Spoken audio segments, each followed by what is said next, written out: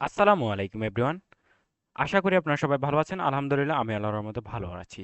বর্তমানে কিন্তু আসলে ভালো থাকার সময় এই মুহূর্তে নয়, কারণ আবহাওয়ার যে পরিস্থিতি তাতে কিন্তু আসলে মানুষের খুব একটা স্বস্তিতে নেই, বিশেষ করে কৃষকরা।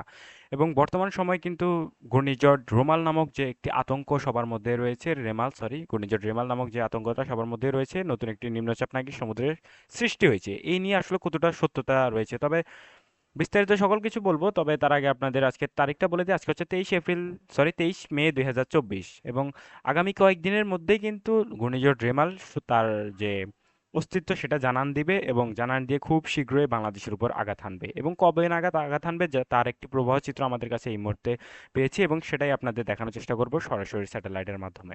তো আমরা যদি ঘূর্ণিঝড় রেমাল নিয়েই মূলত আজকে আলোচনা করব, যে কবে নাগাদ আঘাত হানবে এবং কতটা ভয়াবহ হতে পারে এর শক্তি বা এর ক্ষমতা, আসলে কতটুকু, যে বাংলাদেশের ক্ষয়ক্ষতি করার সম্ভাবনা আছে কিনা, সেই নিয়ে আমরা কথা বলবো।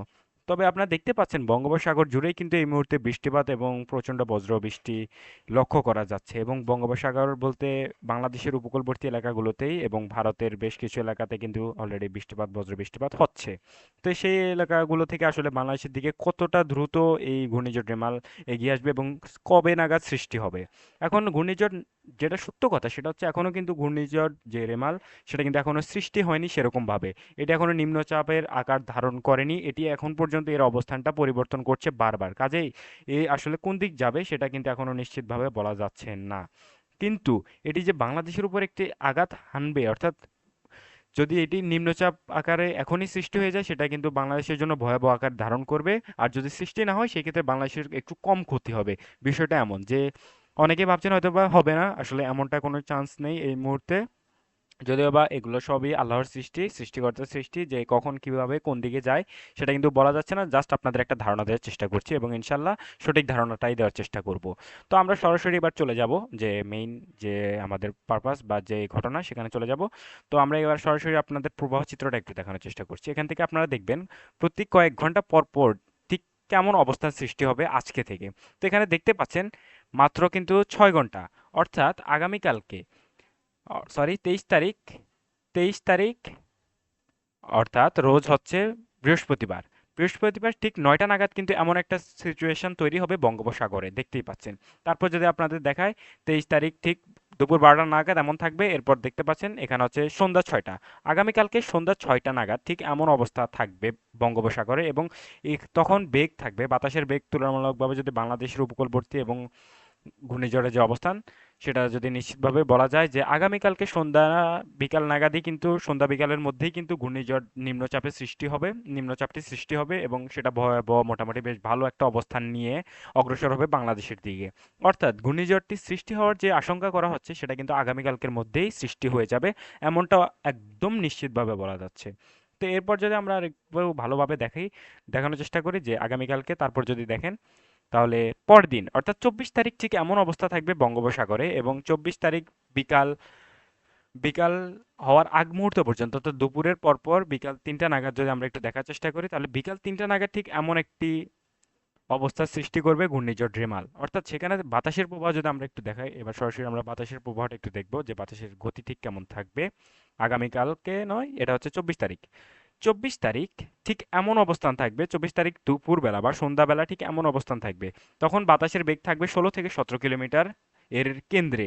এর আশপাশে যে বেগ সেটা থাকবে কিছু কিছু এলাকাতে দেখা যাচ্ছে 58 কিলোমিটার, এবং এর কেন্দ্রে কিন্তু তখন অতটা নিম্ন বা ঘূর্ণনের সৃষ্টি হবে না, আশপাশে বাতাস নিয়ে ঘুরবে, এবং সর্বোচ্চ থাকবে 60 কিলোমিটার বেগে বাতাস প্রবাহিত হবে প্রতি ঘন্টায়।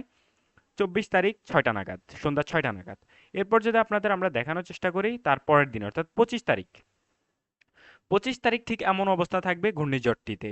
তো আমরা যদি আবার একটু ভালোভাবে প্রবাহ চিত্রের মাধ্যমে আপনাদের এটা দেখানোর চেষ্টা করি, অর্থাৎ 3 ঘন্টা পর পর চেঞ্জ হবে এর অবস্থানটা, সেই অনুযায়ী যদি আপনাদের দেখায় তাহলে আপনারা দেখতে পাবেন আরো ভালোভাবে।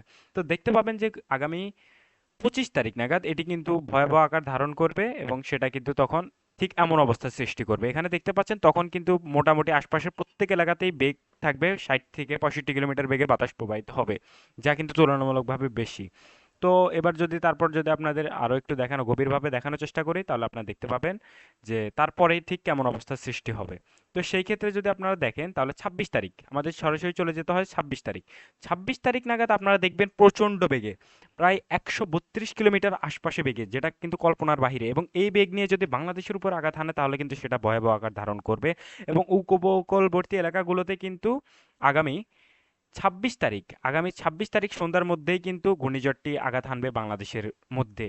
এবং সেটা কিন্তু বেশ একদিন ধরেই আমরা জানি যে সাধারণত ঘূর্ণিঝড়টি কিন্তু খুব দ্রুত অতিক্রম করে চলে যায়, তবে ঘূর্ণিঝড় রেমালের বেলায় একটু ব্যতিক্রম লক্ষ্য করা যেতে পারে যে সারা দিন ব্যাপী মোটামুটি ঘূর্ণিঝড়টি বাংলাদেশের উপর অবস্থান নেবে এবং বাংলাদেশকে সরি বাংলাদেশের যে সাতক্ষীরা খুলনা রয়েছে এই এলাকা দিয়ে প্রবেশ করবে এবং পশ্চিমবঙ্গের উপর বেশ তাণ্ডব চালাবে, চালিয়ে কিন্তু বাংলাদেশের যে সিলেট অঞ্চল রয়েছে সেখান দিয়ে অবস্থান করে চলে যাবে, প্রস্থান করবে ঘূর্ণিঝড় রেমাল।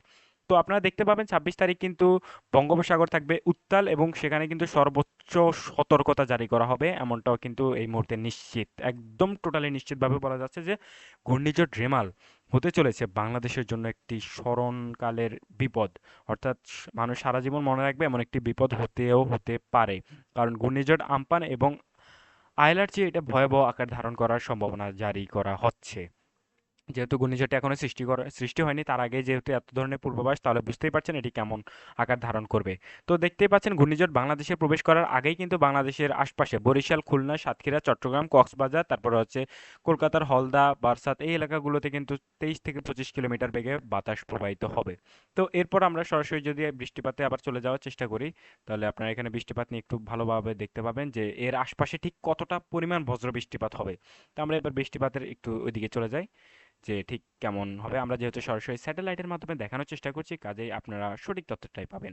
তো এখানে দেখতে পাচ্ছেন যে এর আশপাশে কিন্তু সর্বোচ্চ 4 থেকে 5 ইঞ্চি পর্যন্ত বৃষ্টিপাত হবে, যেটা কিন্তু আসলেই মাত্র অতিরিক্ত বৃষ্টিপাত ঘূর্ণিঝড় রেমাল বয়ে নিয়ে আসবে।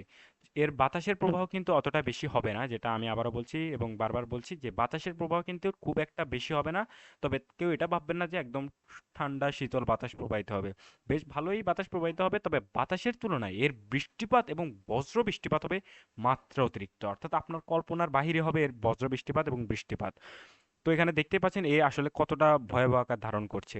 তো আপনারা দেখতে পাবেন যে উপকূলবর্তী এলাকাগুলো বিশেষ করে বরিশাল, বরিশাল রয়েছে, তারপর হচ্ছে খুলনা, সাতক্ষীরা, তারপরে সুন্দরবন এরিয়া এই এলাকাগুলোতে কিন্তু বেশ ভয়াবহ, টেকনাফ রয়েছে, ভয়াবহ কিন্তু আকার ধারণ করতে পারে। তো এরপর যদি আপনাদের দেখানোর চেষ্টা করি যে 27 তারিখ নাগাদ ঠিক কেমন অবস্থান করবে এটি, এই ঘূর্ণিঝড়টি 27 তারিখ নাগাদ যদি আপনারা দেখেন তাহলে এটির আকার কত ভয়াবহ হয়ে এটি বরিশাল এবং খুলনার উপর ঝাঁপিয়ে পড়বে সেটা আপনারা ভাবতেও পারবেন না, এবং প্রচণ্ড বৃষ্টিপাত এবং বজ্র বৃষ্টিপাত থাকছে এর সাথে।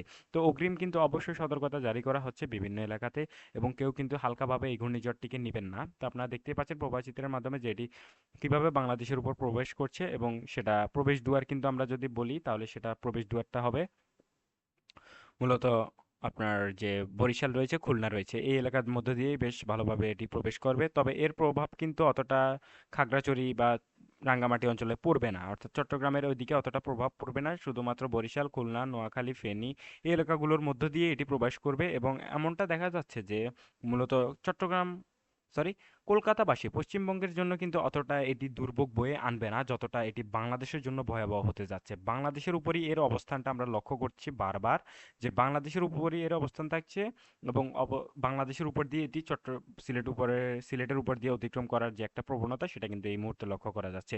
তো আপনাদের যেটা মেইন কথা সেটা হচ্ছে প্রতি কয়েক ঘন্টা অন্তর অন্তর, অর্থাৎ এই মুহূর্তে প্রতি কয়েক ঘন্টা অন্তর অন্তরে কিন্তু এটি এর যে গতিপথ সেটা কিন্তু পরিবর্তন করছে। তবে আগামীকালকে একদম নিশ্চিতভাবে বলা যাবে যে এটি কিভাবে কোন দিক দিয়ে অতিক্রম করবে আর কোন দিক দিয়ে এটি প্রবেশ করবে। তবে এর যে তাপমাত্রা সেটা কিন্তু বাংলাদেশের উপকূলে সরি এর যে বাতাসের প্রবাহ রয়েছে সেটা কিন্তু বাতাসের বেগ সেটা কিন্তু বাংলাদেশের মধ্যে যখন ঢুকবে তখনই ঢুকার সময় কিন্তু বেশ ভালো পরিমাণে বাধা পেয়ে এবং বাধা পেয়ে কিন্তু এটি দুর্বল হয়ে বাংলাদেশের সিলেট অঞ্চলের মধ্যে দিয়ে বেরিয়ে যাওয়ার একটা প্রবণতা দেখাবে, এমনটা কিন্তু আমরা বারবার দেখছি। কাজেই প্রবেশ করবে বাংলাদেশের খুলনা, বরিশাল, টেকনাফ এই এলাকাগুলোর মধ্যে দিয়ে এবং বাইর হয়ে যাবে ঠিক সিলেট অঞ্চল এর উপর দিয়ে ঢাকা খুলনা, বরিশাল, নগরপুর, ঢাকা, ময়মনসিংহ, সিলেট এই এলাকাগুলোর উপর তাণ্ডব চালিয়ে কিন্তু এটি সিলেটের মধ্য দিয়ে এবং ময়মনসিংহের উপর দিয়ে হালকা বেরিয়ে যাওয়ার সম্ভাবনা রাখছে। আবার যখন মাঝে মধ্যে গতিপথ পথ বদলে যাওয়ার কারণে কিন্তু অনেক সময় ঢাকা, কুমিল্লার উপর দিয়েও কিন্তু এটি বেরিয়ে যাওয়ার সম্ভাবনা, মায়ানমারের দিকে চলে যাওয়ার একটি সম্ভাবনা দেখাচ্ছে। তো এই ছিল এই মুহূর্তে আমার কাছে লাস্ট আপডেট ঘূর্ণিঝড় রেমাল নিয়ে। পরবর্তী আপডেট পেতে হলে অবশ্যই চ্যানেলটা সাবস্ক্রাইব করে রাখবেন। সবাই ভালো থাকবেন। আসসালামু আলাইকুম।